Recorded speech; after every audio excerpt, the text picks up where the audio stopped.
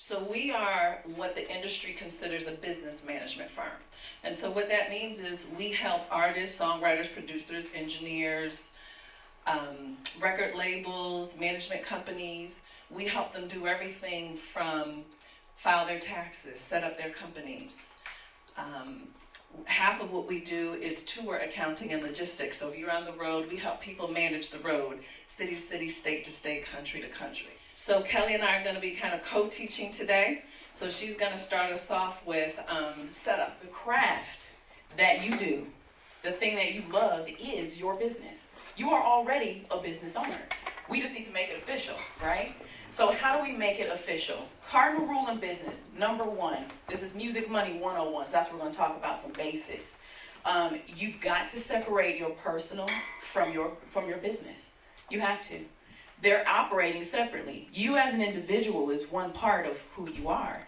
You as a business owner, you as a CEO is another. So you got to keep those things separate. So you're going to go online, you're going to make sure that company name is available by reserving your name. It costs $25 in the state of Georgia to do that.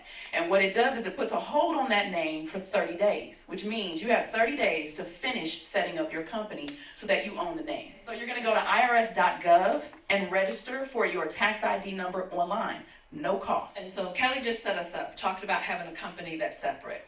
Now what happens, particularly when we're getting started, because you're just trying to figure things out, people are mixing their personal and their business stuff together.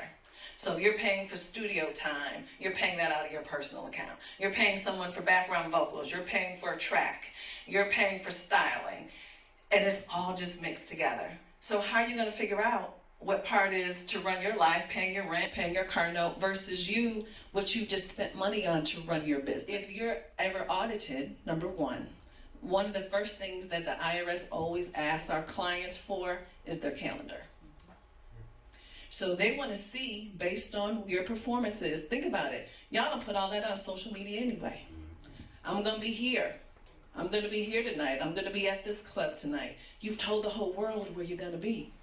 So now we have to produce your calendar, and then they're also looking at your bank statement to see, is there a deposit around the time frame of when you were in this particular city? You get a notice, you want to immediately call them. You want to immediately call them, and then they will make a note on your account and they will begin to back off. They will tell you what you need to do, okay? But you definitely do not want to ignore them. Please do not ignore them. So what you want to do when you're deciding on who to take with you on the road, everyone you're taking has to have a specific job. And I don't mean the guy who gets the ice for the drinks and the one who goes to the bar to get I'm talking about an actual role that you would pay them for, right? That is helpful for what you're trying to do to grow your business, okay? So when we're talking about people, we're talking about your hype man, your DJ, your road manager, the person who's going to make sure that you get where you're supposed to get and that you get your money. Those are people that you need on the road. So again, just making sure that you keep it tight and right in the beginning will help you save money in the long run. One thing that I really find interesting about our industry is as much time as people use perfecting their craft, as much time as people use to be creative, we never talk about business and we never talked about money. So today's workshop was about making sure people have the fundamentals needed so that they can become their own CEO.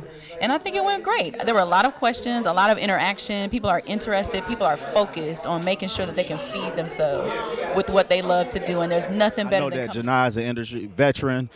She's processed some invoices for some of the people that I work with, and I know that she has her and her company has a reputation for managing people and helping them along their way financially. So I knew I had to come. Me personally, the thing that was the best was the separation of your personal financial from your business financial, because that's something that I know myself and a lot of artists probably get messed up into, man, because you get paid, you just spend for the studio, you drive here, you drive there, spending your money, but you got to know how to separate it, man. And I appreciate Patchwerk Studios and everybody involved in this experience, man, for doing this, man. I appreciate you.